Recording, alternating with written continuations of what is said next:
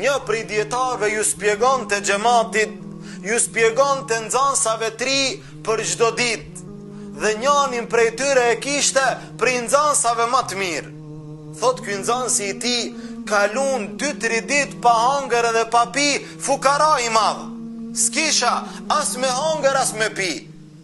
Dhe kur kalon 3 ditë e pash veten që mos muj me bo sabër. Thot dhe dola prej xhamie dhe u nisa rrugës ku gjej dikund që ta ushqej trupin tim.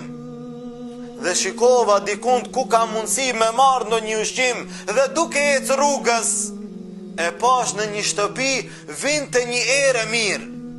Era shumë e mirë, unë i uritur. Thot hyna ta ajo shtëpi. Thot kur hyna, trokas nder nuk del kurkush. Hyja edhe një hap më përpara, e shoh që në atë shtëpi s'është askush. Tha subhanallah, u afrova në kuzhinë dhe e pash një përgatitje të mishit të pjekur, dhe u afrova që të filloj të haj prej tij. Askush në shtëpi, ha lirisht. Dhe kur hyna e mora mishin dorë, po ushqimi i huj, në shtëpinë e huj, thot dashta me hangër, gjitha të ri 3 ditë pa bukë. Thot po e kujtova Allahun subhanu wa taala dhe pata frikë si ta ha atë që Allah nuk është i kënaqur. Dhe e lash për hir të Allah. Ani se jam i uritur, thot e lash edhe dola prej asaj shtëpie. Shikova mos po mjep dikush, po nuk gjeta asgjë. Edhe u ktheva në xhami. Thot duke qëndru te ky dietari erdhi një grua plak. Dhe i tha o ti shejh, o ti filan, e kam një vajzë 3, është musliman e mirë, nëse mundesh prej nxënësave tu me ma zgjedh njënin më të mirë, ta martoj me këtë vajzë. Tha po, inshallah s'ka problem, kam nxënësa plot, veç njënin e kam më të mirë.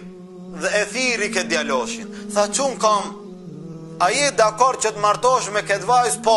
A je dhe ti dakord? Po. I bani një qa dhe u martun. Dhe pastaj kjo plaka tha hajde o biri im me mua, do të shkojmë të shtëpia jonë. Dhe u nisën rrugës dal nga dal drejt te ajo shtëpia që ka qenë ky më herët. Kur hynin atë shtëpi tha subhanallah, bash këtu, tha ulu aty në tavolin, e sjelli mishin dhe tha bujrum ha.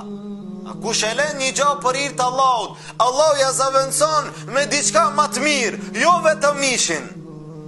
Ushqimin me hangër po, vajzën të martuar dhe gjithë ajo shtëpi që nuk ishte ndonjë burr në atë familje i mbeti këtij djaloshit. Kush e lën një punë për hir të Allahut, Allahu ja zaventson me diçka më të mirë.